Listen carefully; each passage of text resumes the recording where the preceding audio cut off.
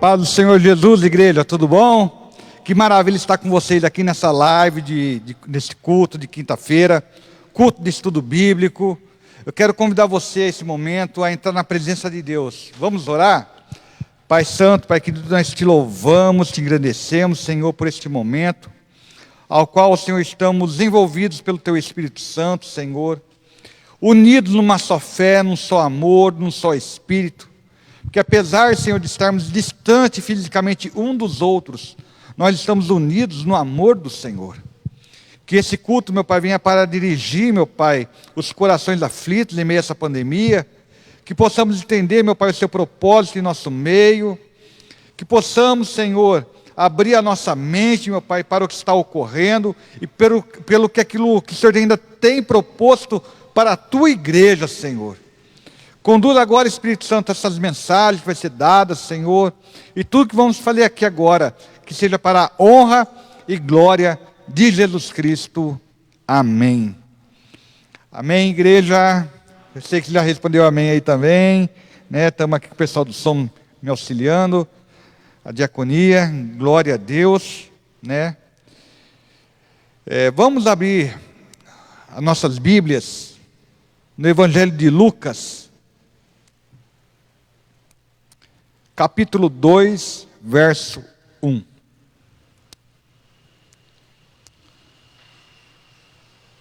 Lucas 2, verso 1. Creio que vocês aí já acharam também em casa. Diz assim a palavra do Senhor.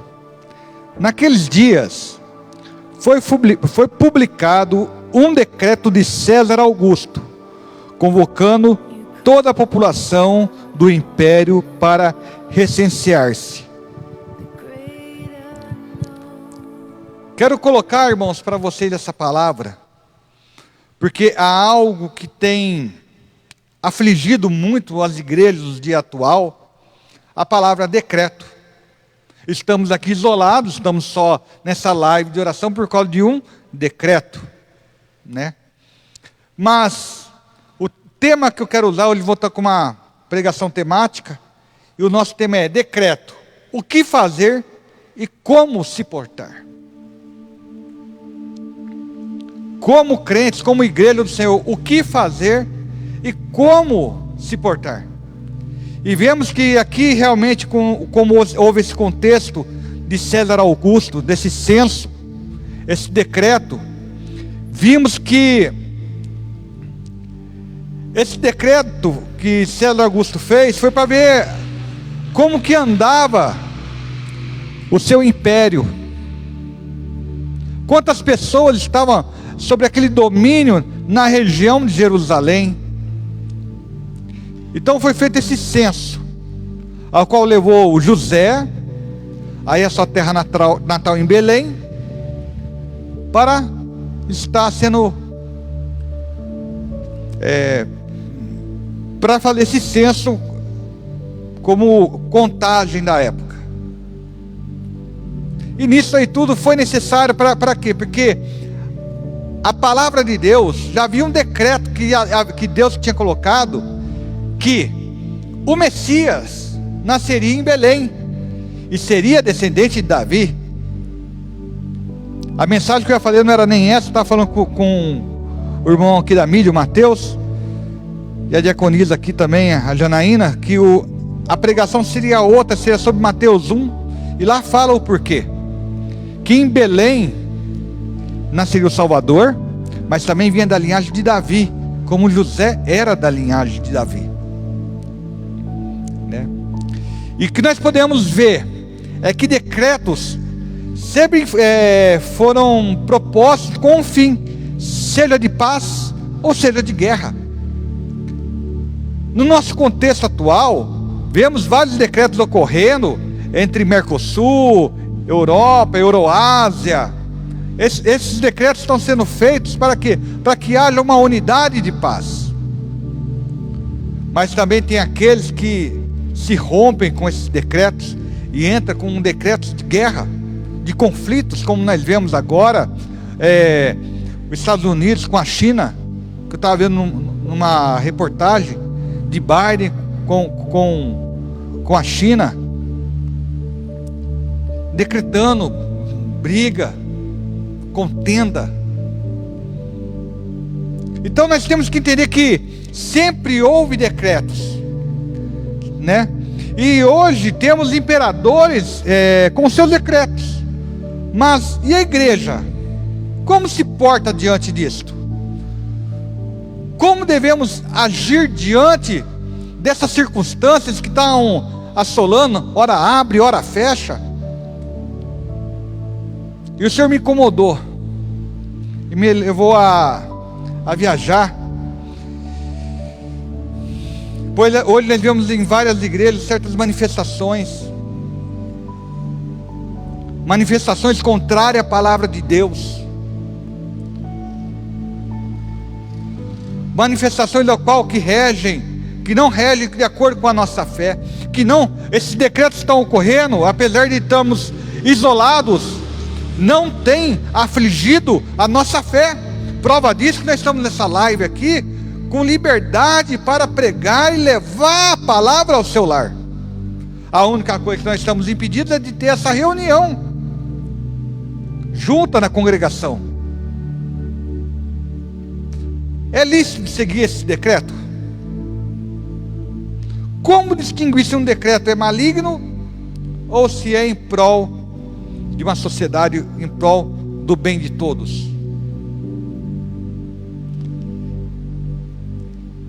Quero dar um exemplo para vocês, nessa introdução, que vemos, como falei, igrejas se manifestando. E manifestando de forma errada, diante dessa situação.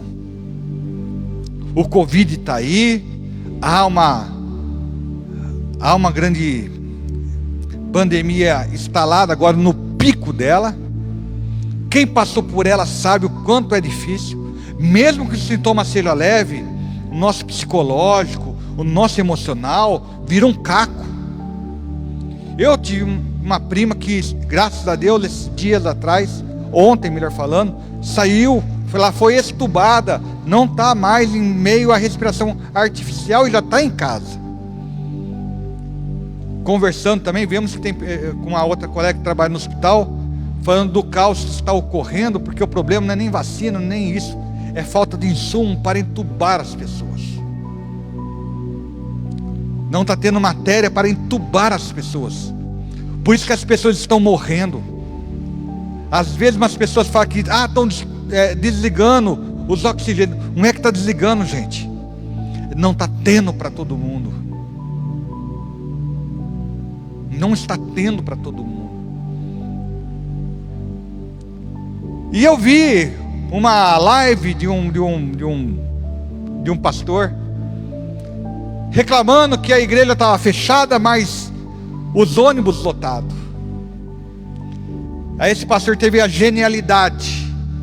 Como a igreja dele tinha um ônibus, ele lotou a sua igreja, lotou seu ônibus com o pessoal da igreja e fez um culto.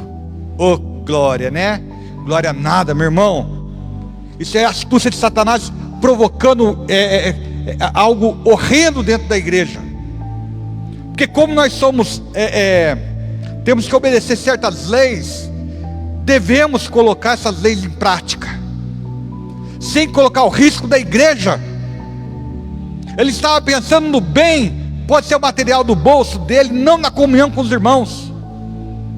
Porque eu creio, meu irmão, que aqui e aí estamos em comunhão plena, apesar de distantes, estamos em comunhão plena, sem colocar risco de vida de ninguém. Se ele quis se manifestar falando que os ônibus estavam lotados, ele poderia se manifestar sem colocar a igreja em risco. Agimos de uma certa forma espiritual, na verdade de uma forma espiritualista, querendo confrontar o governo de uma forma errada.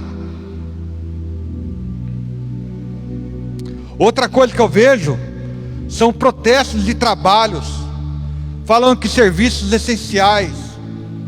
Eu tenho aquela opinião, porque eu trabalho por conta também. Todo serviço é essencial.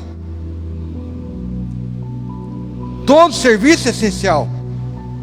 Todas as pessoas precisam pôr o pão de cada dia em sua mesa.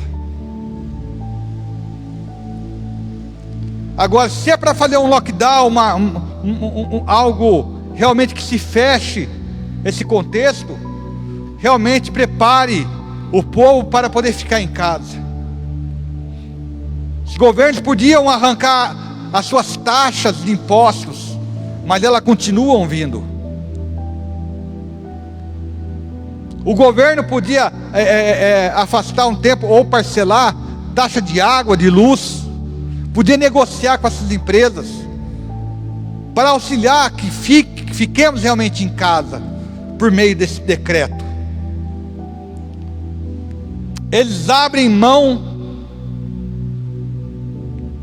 do seu direito de trabalhar, mas não abrem mão dos seus impostos e seus encargos. Por isso que a Bíblia fala que quando o ímpio governa, o povo padece. E nós não vemos justiça em governo algum. Em governo algum. Não estou citando o governo A, B ou C,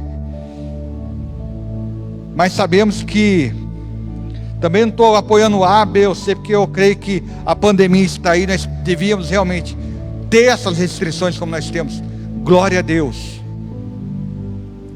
Mas eu acho que tem que haver um equilíbrio. Nós, como povo de Deus, vivemos uma vida de equilíbrio, né? Então precisa haver tanto uma conscientização da parte do povo, que não soube respeitar.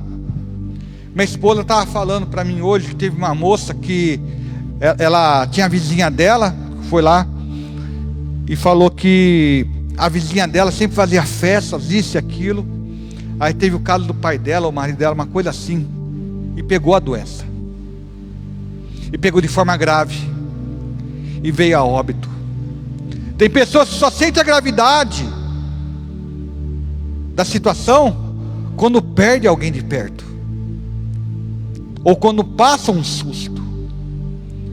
Há tempo para tudo, tempo para se abraçar, deixar de se abraçar. É o tempo de deixar de se abraçar, tempo de estar reunido, tempo de estar distante. Vemos que os decretos do homem não ferem alguns decretos de Deus. Mas vamos partir para o mais pesado agora um pouco. Primeiro tópico que eu quero falar com vocês. Sim, existem decretos e opressão maligna contra o povo de Deus. Não estou falando que seja esse o caso, pelo contrário. Precisamos ter inteligência e aprender como é um culto de estudo bíblico, para entender diferenciar as coisas. Nós não estamos tendo uma perseguição religiosa, mas vemos isso aqui, no Império Egípcio, no caso de Faraó, contra o povo hebreu. Em Êxodo capítulo 15, verso 16, verso 15, 16, fala assim, o rei do Egito deu as ordens para as parteiras, das quais uma se chamava Cifra e a outra se chamava Puá. E ele disse: quando a vocês servirem de parteira as mulheres hebreias, verifique se é menino ou menina. Se for menino, matem. Se for menina, deixe viver. E o verso 22 ele confirma: então Faraó deu a ordem a todo o seu povo, dizendo: joguem no rio Nilo todos os meninos hebreus que nasceram, quando as meninas deixam a viver. Decreto maligno, decreto de perseguição. Porque o que ocorreu naquela época é que o povo hebreu estava se multiplicando de tal forma, que quando se levantou esse Faraó que não conheceu José, com medo que aquele povo viesse sucumbir ao seu reinado, deu essas ordens. Deu essas ordens para exterminar o povo de Deus, para dar uma contida no povo de Deus.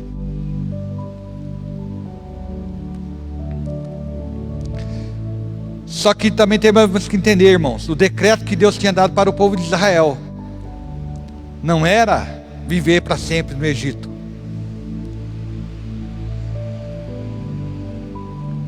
O Egito foi uma passagem. foi um refúgio em meio a um tempo de escassez. Não estamos vivendo no meio de escassez hoje?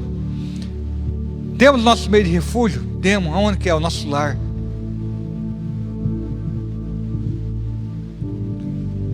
Mas você vai viver preso naquele local para sempre? Não. Você vai ficar refugiado para sempre nesse local? Não.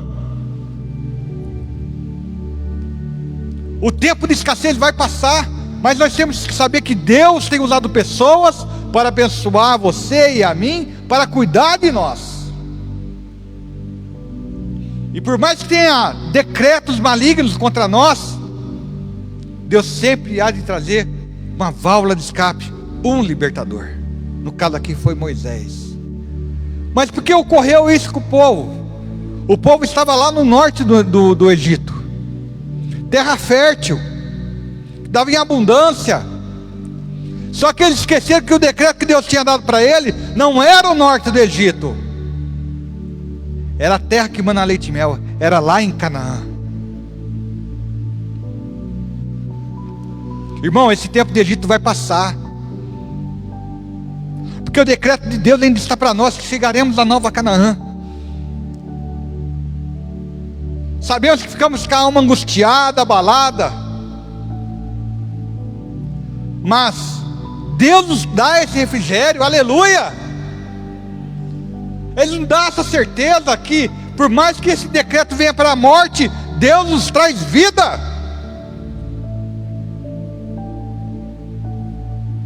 Outra coisa que podemos ver no Império Babilônico, no caso de Nabucodonosor e sua estátua, contra Sadraque, Mesaque e Abednego.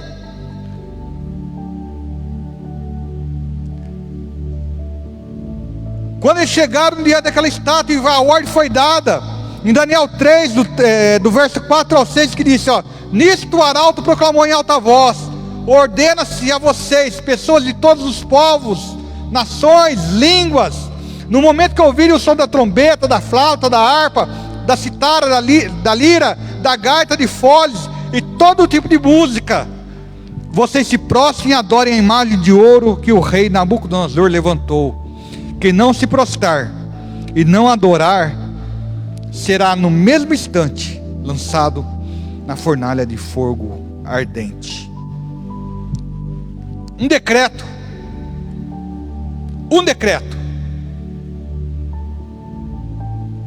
para que aquelas pessoas viessem adorar uma estátua de ouro, uma posição soberba do rei. Como foi falado, o rei teve um sonho com uma estátua. A estátua tinha suas facetas, a qual a cabeça era de ouro, que simbolizava o reinado de Nabucodonosor.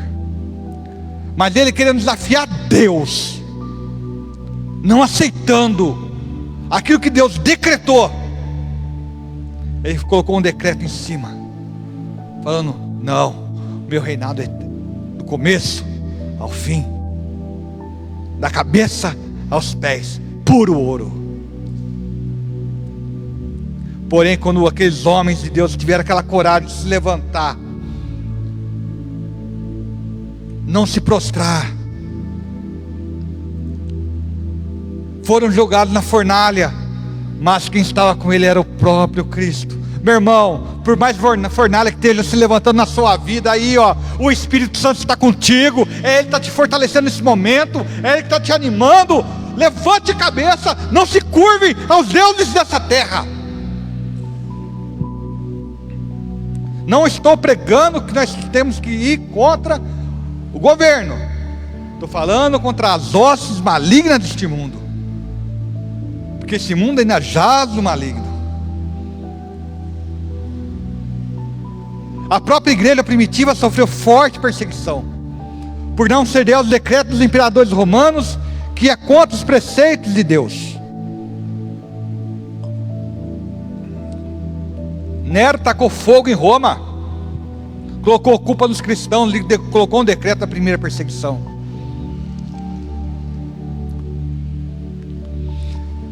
Demais imperadores também colocaram na posição de Deus e queriam uma adoração para si próprio, e a igreja não se prostrou diante deles.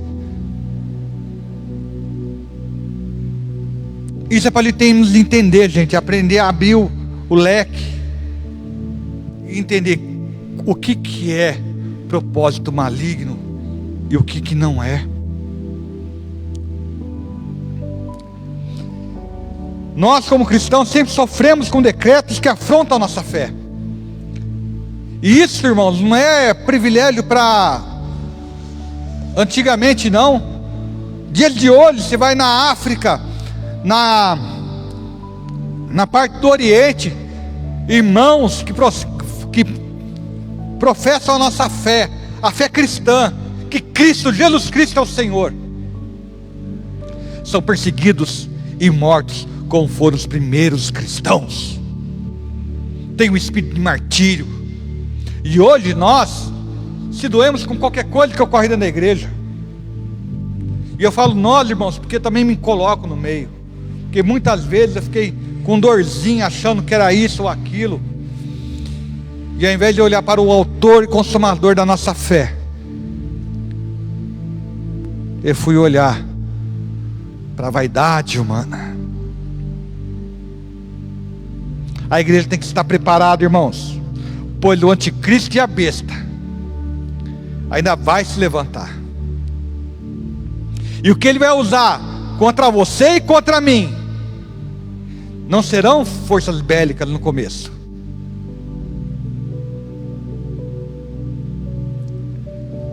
Não haverá uma opressão bélica diante do povo. A primeira opressão que vai ter está lá em Apocalipse capítulo 13, do verso 16 ao 18, que diz: a todos os pequenos e grandes, ricos e pobres, livres e escravos, faz com que lhe seja dada certa marca na mão direita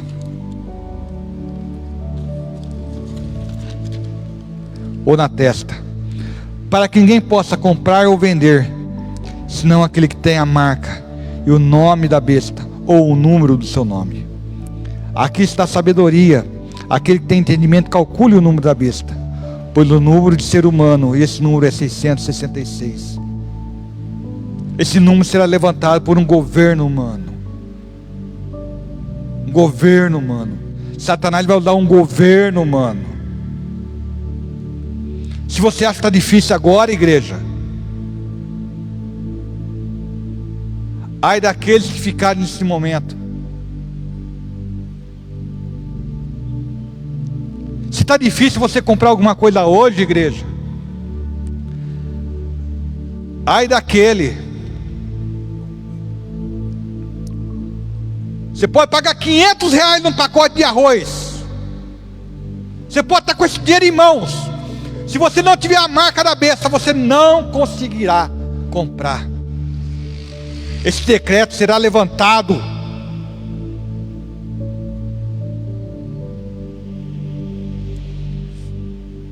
Esse decreto será levantado. E o Espírito Santo está falando assim: acorda, igreja. Acorda, igreja. Vocês nem sabem ainda o que está por vir.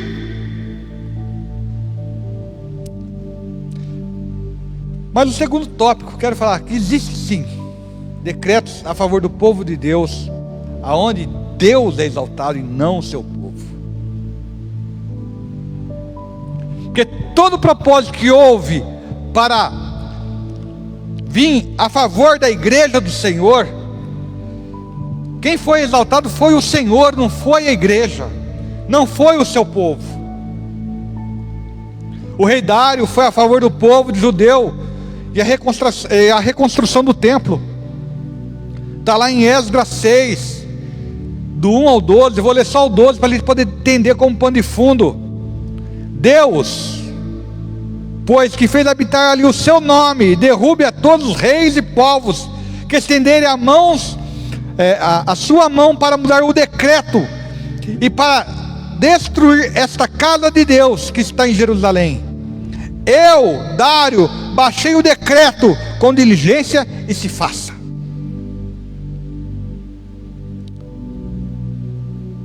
Decretos humanos em prol da igreja, em prol do povo de Deus, não é para benefício da igreja, mas é para que o nome do Senhor seja exaltado. O perigo de alguns decretos que vemos a favor de algumas igrejas é que, ao invés de exaltar a Deus, exalta denominações, exalta homens, aonde o foco de adoração, de respeito, deixa de ser Deus para ser os líderes.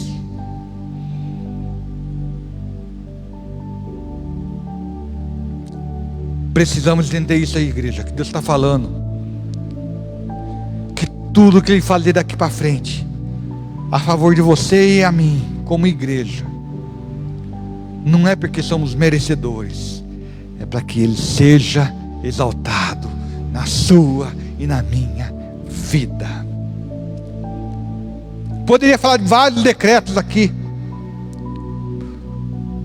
Como falei da igreja perseguida, houve um decreto do imperador Constantino que oficializou o cristianismo como religião oficial de Roma. E foi aí que a igreja começou a perecer no ano 380 depois de Cristo. Porque depois que a igreja de perseguida, ela se tornou perseguidora, esquecendo os decretos de Deus sobre a vida da igreja e colocando o decreto do homem, da imposição, onde houve um tempo tenebroso, a idade das trevas, ao qual aquele que era contra os preceitos da igreja era lançado na fogueira. Eu não vi nenhum apóstolo de Cristo, nenhum dos pais da igreja, nem o próprio Cristo jogar ninguém na fogueira, decapitando ninguém, perseguindo ninguém. Pelo contrário, a promessa dele para nós é que nós fôssemos perseguidos.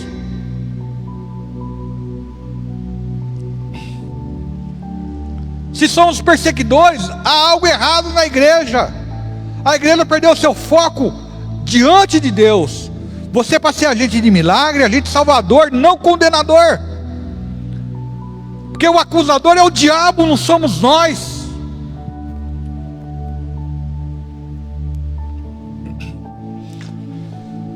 Nós, como igreja,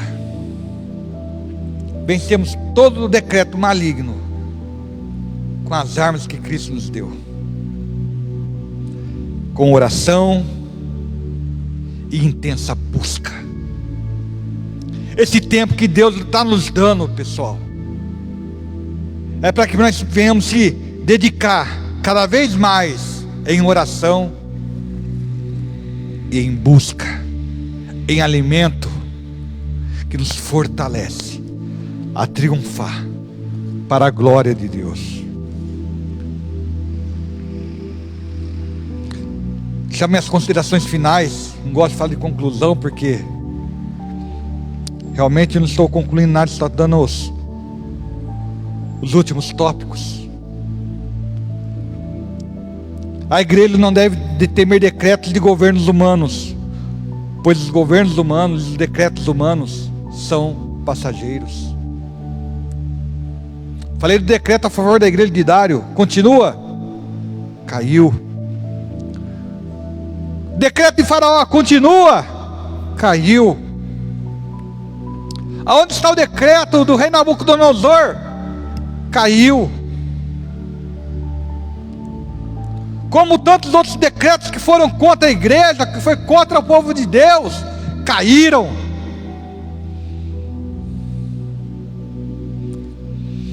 Até o decreto de Satanás e do anticristo é temporário.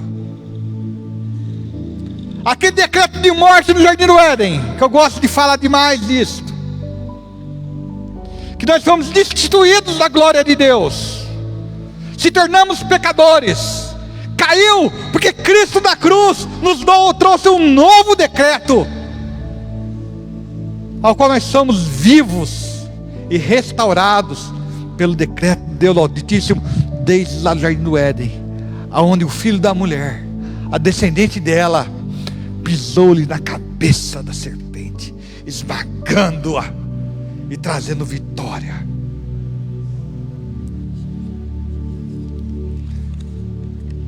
Decretos.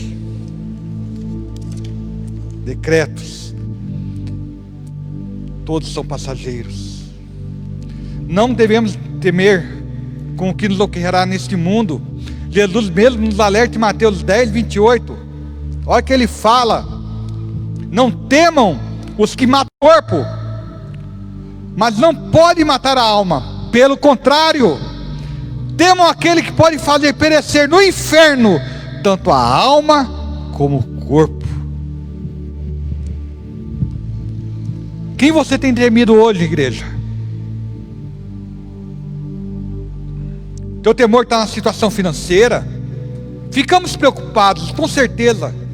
Não vou ser hipócrita, eu também me preocupo com o dia de amanhã.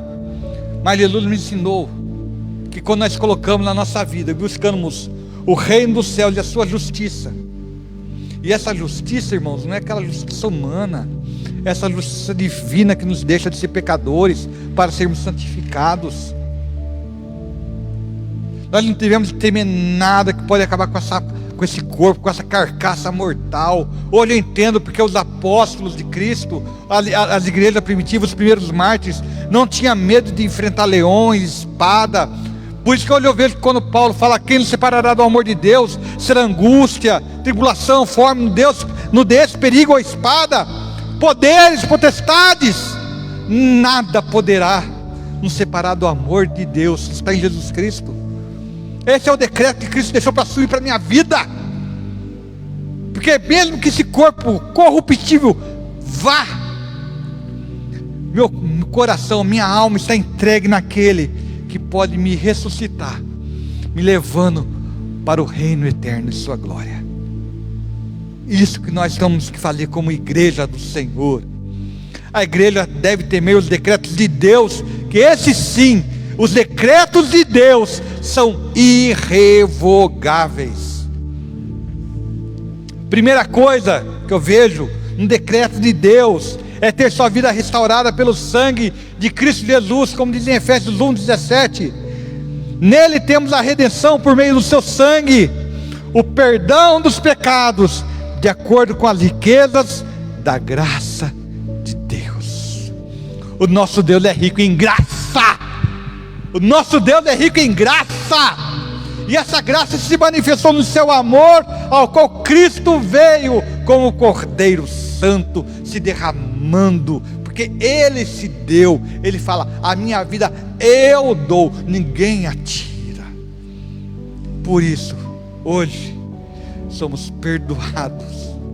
Temos acesso à sala do trono, à sala do Santo dos Santos, a qual era cortinada, e Deus rasgou, Ele rasgou aquela cortina que nos separava da presença do Pai. Segunda coisa é andar em santidade. Hebreus 12:14. Aprendi com o irmão a amar o livro de Hebreus, viu, gente? Procure viver em paz com todos e busquem a santificação, sem a qual ninguém verá o Senhor. Nossos corações somos perdoados pelo decreto de Deus em Cristo, mas pelo decreto de Deus, pelo Espírito Santo, andemos em santidade, em inteira santificação, se nós quisermos chegar realmente à sala do trono. Não adianta a gente aceitar Jesus como Senhor e Salvador e continuar com uma vida denegrida. Devemos progredir, crescer em santificação, andarmos em santidade, como diz aquele hino maravilhoso: santidade mais e mais. E só temos Ele, porque nós podemos chegar a Ele, como está escrito na sua palavra: sede santos, porque eu sou santo. Deus requer de nós, como decreto de salvos, perdoados, livres do pecado, em ser santo. E para isso vem o terceiro: sermos obedientes em amor a Deus. João 14, 21, que Jesus mesmo fala: aquele que tem os meus mandamentos e os guarda, esse é o que me ama, e aquele que me ama será amado por meu Pai, e eu também o amarei e me manifestarei a Ele. Aleluia. Decreto de Deus para a sua vida e para a minha vida, meu irmão. Você ama a Deus? Guarde os seus mandamentos. Está difícil? Pede força para o Espírito Santo, que Ele te ajude a andar em santidade. Tropeçou? Pede perdão, que Ele te restaura, Ele te levanta. Há um lindo louvor que fala: Deus me levanta para alcançar montanhas, mas não só montanhas, mas nos faz alcançar o reino dos céus. Aleluia.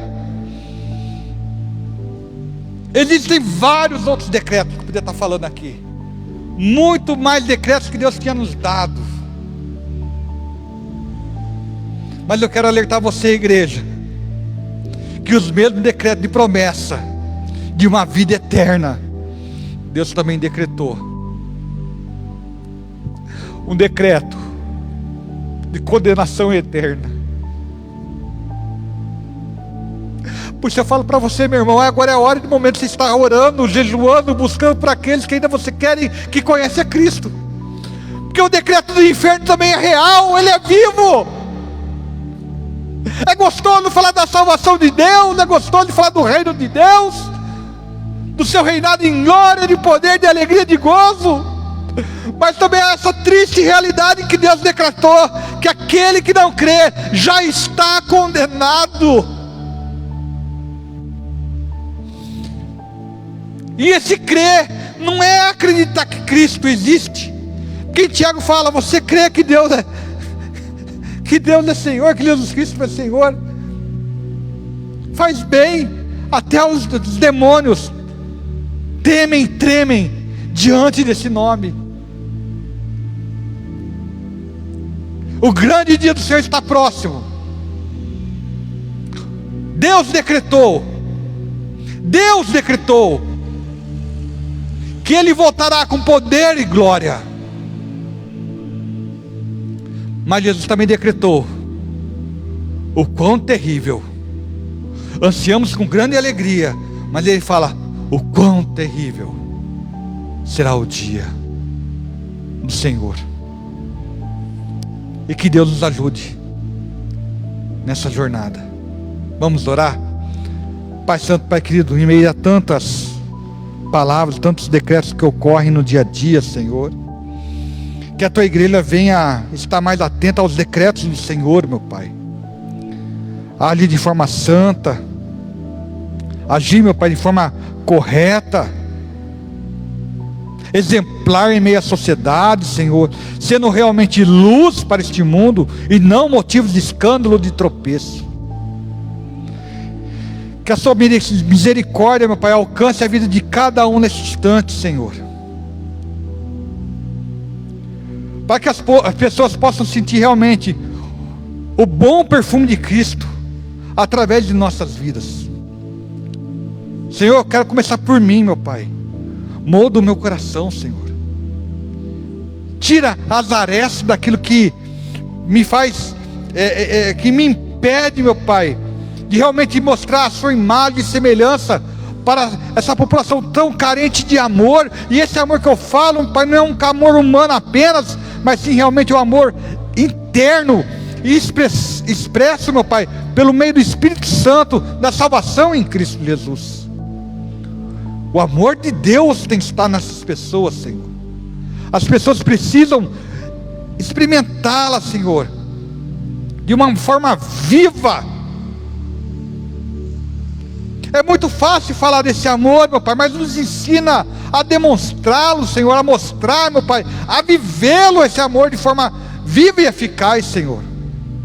Que nós não venhamos ser palavras ao vento, meu Pai, como Paulo falou em 1 Coríntios 13: ainda que eu falasse a língua dos homens e dos anjos, sem amor, nada eu seria. Que isso nos ajude, meu Pai, nesse momento, com sua graça e misericórdia. Amém. Quero lembrar vocês que 18 horas no sábado teremos nosso culto online com a JNI. às 18 horas. E domingo, o nosso culto da família às 18 horas também. Temos nosso culto aqui online. Queremos pedir para vocês que continuem mandando para a igreja os alimentos. Nós temos famílias para cuidarem aqui na igreja, pessoas que precisam desse alimento. Em meio a essa pandemia, você que tem condição, ajude a estender esse braço de amor. E você que é dizimista e ofertante, não esqueça, eles falam que Deus não precisa da sua oferta, porque Ele é Deus do dono do ouro e da prata. Mas Ele exige de você e de mim, como igreja e povo de Deus, que sejamos contribuintes para a tua obra. Amém? Estenda sua mão. Que o amor de Deus do Pai, a graça do nosso Senhor Jesus Cristo e a doce consolação do Espírito Santo esteja com você hoje e sempre. Amém. Deus te abençoe em nome de Jesus.